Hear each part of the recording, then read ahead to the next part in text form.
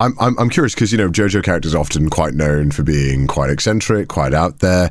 Was there anything about any of your characters that was specifically quite hard to record for? Or was it all just like, yeah, I know what I'm doing. I know JoJo. This is easy. For me, with Hermes, the thing about her is that horrible crap just keeps happening to her. Yeah, Like, she's getting injured. She had to deal with police brutality. Some dude almost kills her like a million times and tries to drown her. So, my dude, come on. This is a lot. First of all, as an actor, you have to occupy that headspace of living in the moment without it affecting you too much emotionally, which is whatever. For me, it's the vocally stressful parts. She projects a lot. Yeah. And because of the constant being electrocuted and drowning and beaten and stabbed and all these other things that happen to her. Luckily for me, I placed Hermes in vocally in a place where she can slide a little bit to minimize all of that. It wasn't really anything I felt I couldn't handle or I wasn't prepared for.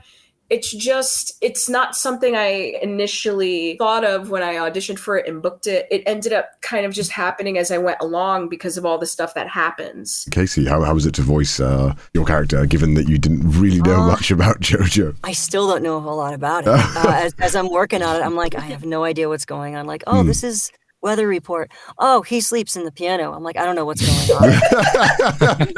But it's fun. I'm pretty much learning it as I go along. I like to kind of go in fresh with this stuff. I'm just kind of going along for the ride with this one, and it's just a lot of fun. Even though I don't know what's going on a lot of the time, I'm like, oh, now Emporio is kind of warping through a wall. That's cool. Do you find that there's much difference in the shows that are recorded from home and the ones that are in studio, or is there not really much difference at all? My husband and I, we own Kocha Sound, and we produce the dubs for Akudama Drive and Kemono Jihen. It was done entirely by the two of us and our mixer. I didn't feel like we had a quality difference because he was able to take care of a lot of the noise removal and equalizing to make things kind of all sound similar. Because of that, I can cast people like you, Connor, who is in Spirit Chronicles. Thank you.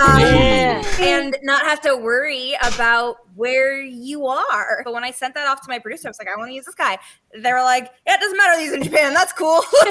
That's space. There's so many more people you can use, and there's so many more things open to you. It does suck because some actors don't like recording from home as much. That's a bummer. From the creative perspective, it's really freaking awesome. If you got cast in JoJo's, would you wear your JoJo suits into your sessions? I feel like I'd have to, right?